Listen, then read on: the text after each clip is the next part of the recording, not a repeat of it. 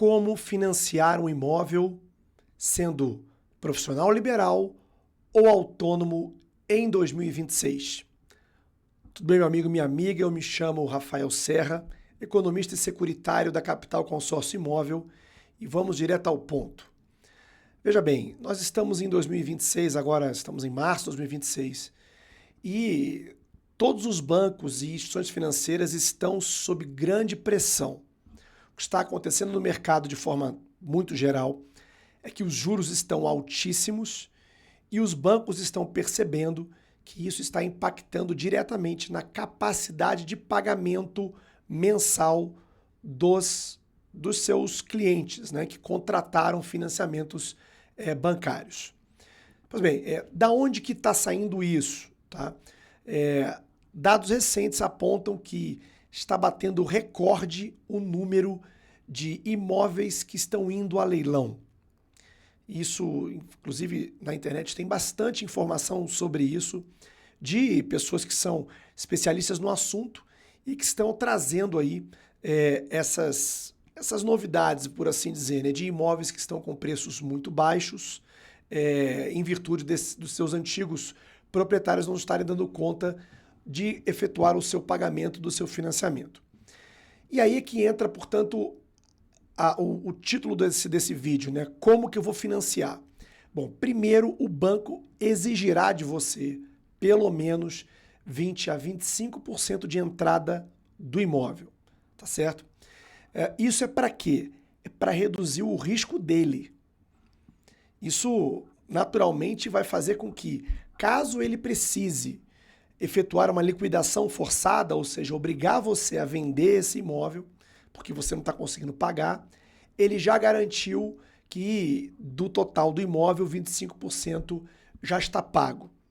Então isso, de cara, muda completamente já o teu cenário em comprar um imóvel e fazer a conta do quanto você precisa para conseguir, de fato, né, enfim, liquidar a operação.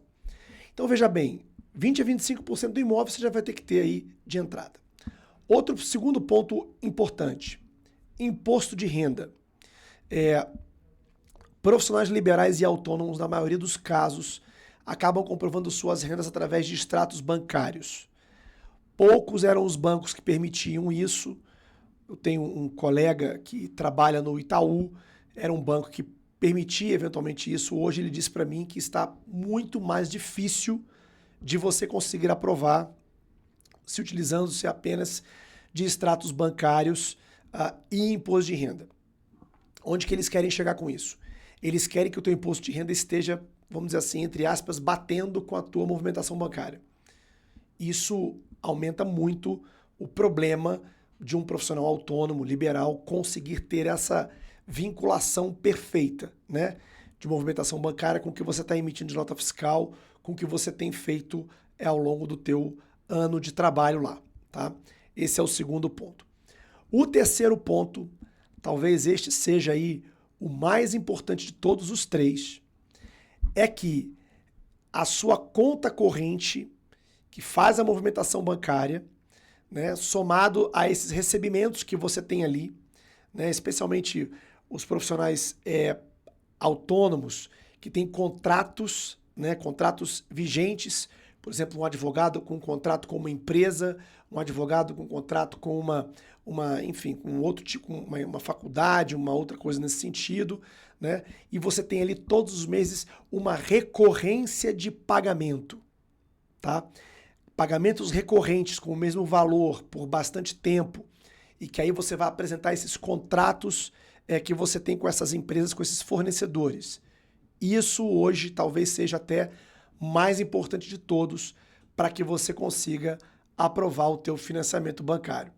Porque o que o banco precisa é dessa vinculação, né? Ele precisa ter acesso direto ao que você tem de fonte de receita, de fonte de renda, mesmo que isso não esteja vinculado ao teu imposto de renda.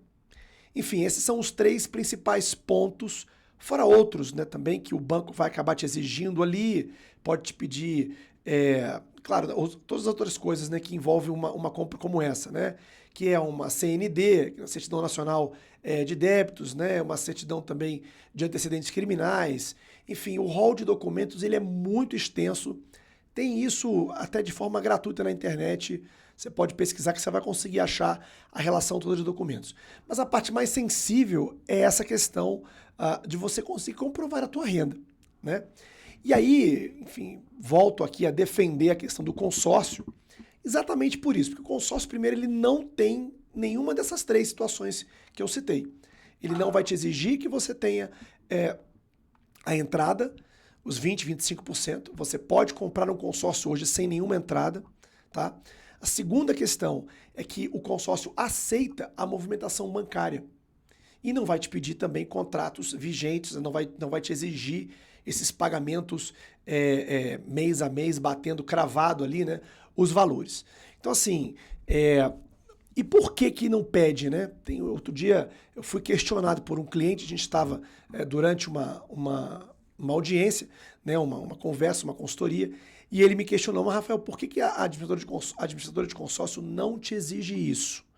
Porque as administradoras de consórcio, elas não estão dentro do sistema bancário tradicional. Os bancos, eles, enfim, nós estamos falando, quando eu falo de bancos, estou falando de 4, 5 bancos aí que dominam o mercado de financiamentos de imóvel, tá? Então, assim, ele está fora do sistema. Costumo dizer que ele é off-grid, né? Ele está fora do sistema bancário. Em que sentido? O dinheiro que está ali para que você compre seu imóvel, ele advém, ele é oriundo dos outros consorciados. A administradora de consórcio não coloca o dinheiro dela para você conseguir comprar teu imóvel. Aquele recurso vem da contribuição mensal dos outros consorciados dentro dos grupos de consórcio. Então isso é muito importante porque muda completamente o cenário em relação à aprovação de cadastro. Então sim, o consórcio é muito mais fácil de aprovar. Tem uma outra questão também que eu não citei no primeiro caso do financiamento, mas que tem toda a relação, que é a seguinte: a sua comprovação de renda, vou dar um exemplo claro aqui. Imagine que você tem uma parcela de financiamento bancário no valor de R$ 5.500 para compra de um imóvel de R$ 400 mil. Então a parcela vai dar mais ou menos isso, considerando uma entrada de 20%, você vai pagar aí próximo de R$ 5 mil aí de parcela por mês, tá? Talvez até um pouco mais, dependendo do teu risco. Pois bem, R$ 5 mil, você precisa ter uma renda mensal na casa dos R$ 18 mil para que você consiga aprovar o financiamento. Repare bem, a tua renda tem que estar batendo a casa dos 18, porque 30% dos 18 mil vai dar o valor dos 5 mil reais que você está colocando, né, está pleiteando junto ao banco o pagamento desse financiamento. Quando você olha para o consórcio, os mesmos 400 mil, a parcela cai para 3 mil. R$ 3.500 por mês você vai pagar numa parcela de consórcio de imóvel de R$ 400 mil. Então você precisa comprovar quanto de renda para pagar 3 mil por mês. Você precisa comprovar de 9 a 10 mil por mês. Então repare, muda completamente, é quase a metade, né, nesse exemplo que eu acabei de usar, é quase a metade da necessidade de comprovação da renda.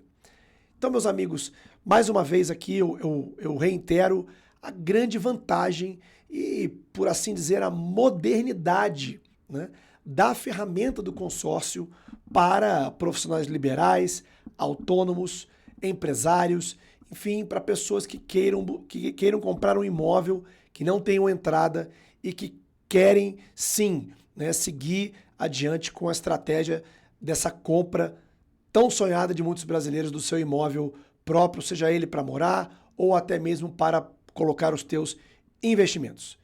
Eu faço consultoria em relação a isso e abro um estudo detalhado sobre isso para a sua vida, como existem em outros exemplos aqui no meu canal, que eu detalho, né, comparativamente financiamento versus consórcio, dando uma entrada com uma renda, eu posso fazer todo aquele cálculo, todo aquele nível de detalhe eu posso fazer para a sua vida. Então entre em contato comigo através dos links que estão também na descrição do vídeo e na página principal deste canal. Um abraço para você, espero que você tenha gostado. Considere mais uma vez se inscrever no meu canal, ativar o sininho das notificações. Fique com Deus e até o próximo vídeo. Um abraço. Tchau.